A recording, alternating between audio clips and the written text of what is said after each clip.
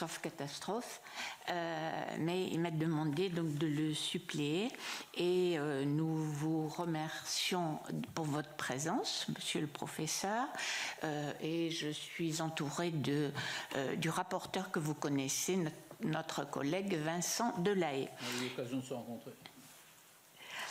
Donc, je vois que nous sommes les deux seuls sénateurs. Pour l'instant. Pour l'instant. Donc, nous poursuivons nos travaux de notre commission d'enquête, monsieur le professeur, avec votre audition aujourd'hui. Vous êtes professeur à Mines, Paris Sciences et Lettres.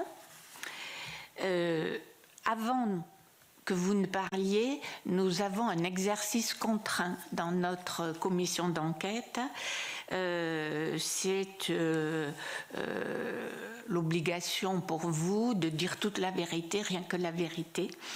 Et donc je vous rappelle, pardon, c'est pas très agréable pour le président ou la présidente que je suis cet après-midi, mais je vous rappelle qu'un faux témoignage de votre part devant notre commission d'enquête est passible des peines prévues aux articles 430-13, 434-13 et 434-14 et 434-15 du Code pénal, et notamment de 5 années d'emprisonnement et 75 000 € d'amende. Pardon, mais c'est une obligation que de vous le rappeler.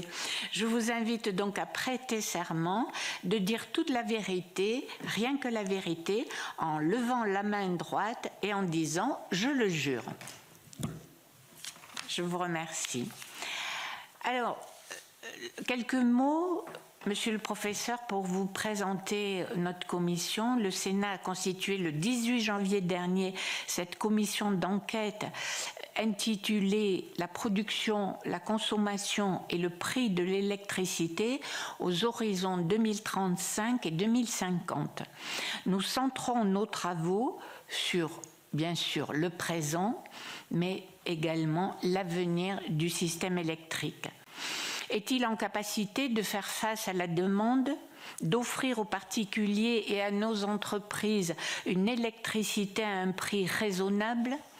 Quelles sont ses perspectives de développement?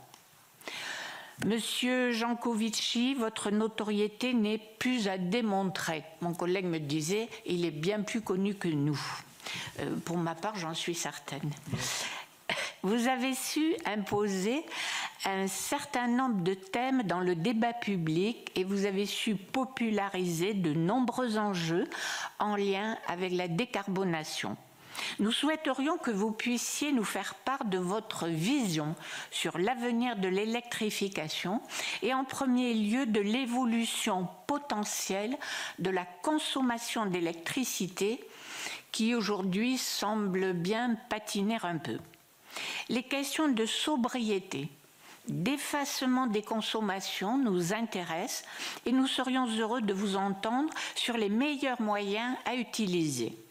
Vous pourriez nous exposer votre point de vue sur les différents vecteurs d'électrification, le nucléaire, l'hydraulique, l'éolien, le solaire, etc.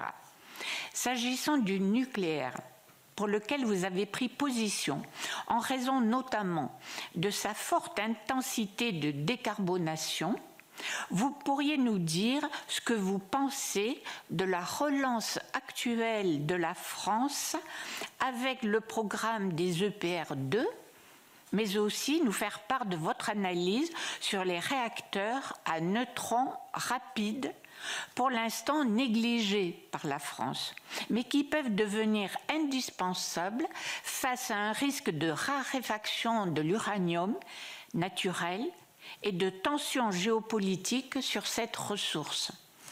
Voilà les grands thèmes sur lesquels notre rapporteur Vincent Delahaye et nos collègues, quand ils arriveront, s'ils doivent arriver, voilà donc les thématiques sur lesquelles vous serez interrogés. Nous vous proposons de dérouler cette audition de la façon suivante.